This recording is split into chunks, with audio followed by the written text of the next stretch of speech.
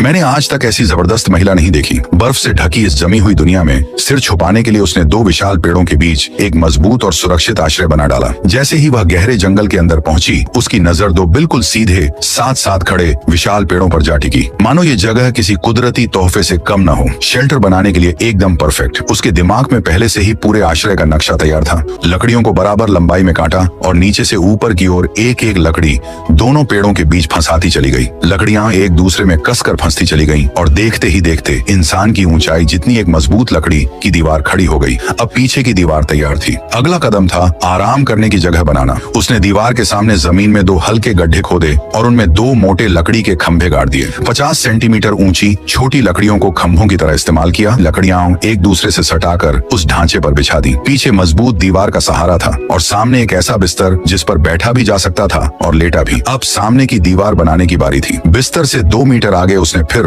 दो गहरे गड्ढे खोदे और उनमें 1.5 मीटर ऊंचे मोटे खंभे गाड़ दिए। मजबूती के लिए उसने खंभों और बीम के जोड़ पर खांचे बनाए, बीम को उनमें फंसाया और लकड़ी की कीलें ठोककर ढांचे को पूरी तरह जकड़ दिया। इसके बाद पीछे की दीवार की तरह यहाँ भी लकड़ियां, दोनों दीवारें तैयार थीं। अब आश्रय का पूरा आकार साफ दिखाई देने लगा। सबसे अहम हिस्सा था छत। उसने एक लकड़ी को तिरछा रखकर एक सिरा पेड़ से बांधा और उसे छत की मुख्य बीम बना दिया। नीचे दो छोटे सहारे खड़े किए ताकि पूरा ढांचा टिक सके। दूसरे पेड़ पर भी बिल्कुल ऐसा ही किया गया। अब आश्रय का मुख्य ढांचा पूरा हो चुका था। अब बारी थी साइड की दीवारों की। उसने लकड़ियों को सही नाप में काटा और फ्रेम के खाली हिस्सों में भर दिया। तीनों फ्रेम भरते ही दोनों साइड की दीवारें पूरी तरह बंद हो गईं। जमीन की ठंड और नमी से बचने के लिए उसने बड़े बड़े पेड़ों की छाल इकट्ठा की और जमीन पर परतों में बिछा दी। अब छत को पूरा करने का समय था। लकड़ियों को आगे और पीछे की दीवार पर कसकर जमाया, फिर ढलान वाली छत बनाई। लकड़ियों के बीच की दरारों में नरम काई भर दी। नीचे से ऊपर तक एक भी खाली दरवाजा। लकड़ियों और काई को ईंटों की तरह जमाकर दीवार पूरी तरह बंद कर दी गई। बीच में दरवाजे की जगह छोड़ी गई। जंगली जानवरों से बचाव के लिए उसने एक मजबूत लकड़ी का दरवाजा भी बनाया। नाप लेकर फ्रेम तैयार किया, लकड़ियों को रस्सियों से बांधा